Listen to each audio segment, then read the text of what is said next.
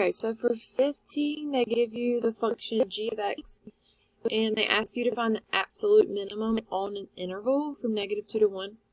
If they ever ask you absolute min or absolute max on an interval, they're always referring to the theorem EVT, which is extreme value theorem. And if it's free response, remember you have to state the theorem that they're talking about. So EVT, you can abbreviate, that's extreme value theorem. So that says that you have to check the endpoints and you have to check possible maximums.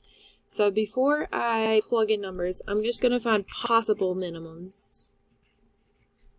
And then it would really be a possible max or min.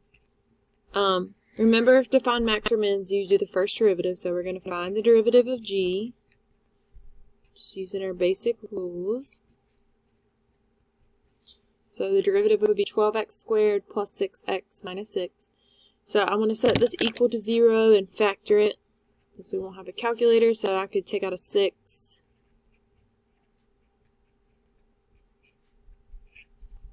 Okay, if you need a little review on factoring, you could do the AC method. So two numbers that multiply to -2 and add to 1. Alright, so we could bring down our first term. Rewrite your middle two terms as plus 2x minus 1x minus 1. Grouping. Take out a -1. Remember, these have to match. So your two factors are 2x minus 1 and x plus 1. And then we do still have that 6 that we had taken out as our GCF. So the 6 will not give you an answer.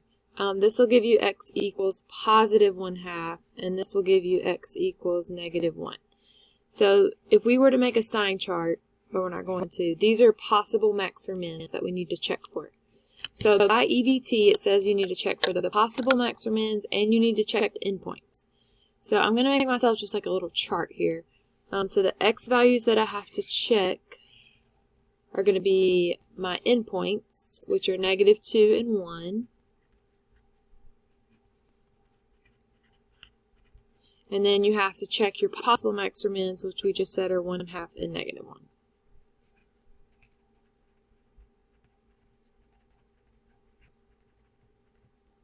And we're going to be plugging this into the original problem, or the original function g of x, and we're trying to find which one is the smallest, because we're trying to do the absolute minimum, which means the absolute smallest. So you're going to plug these into the original problem.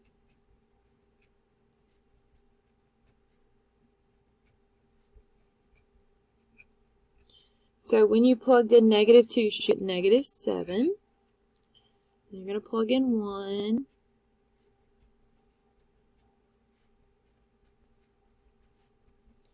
When you plug in 1, you should get 2.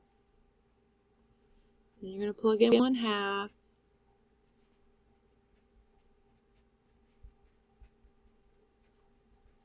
When you plug in 1/2, you should get -3/4.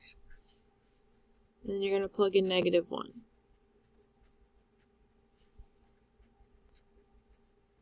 And plug in a -1 should give you 6. So once again, we're looking for the absolute minimum. So we're looking for the smallest number. So the smallest value that we get is -7.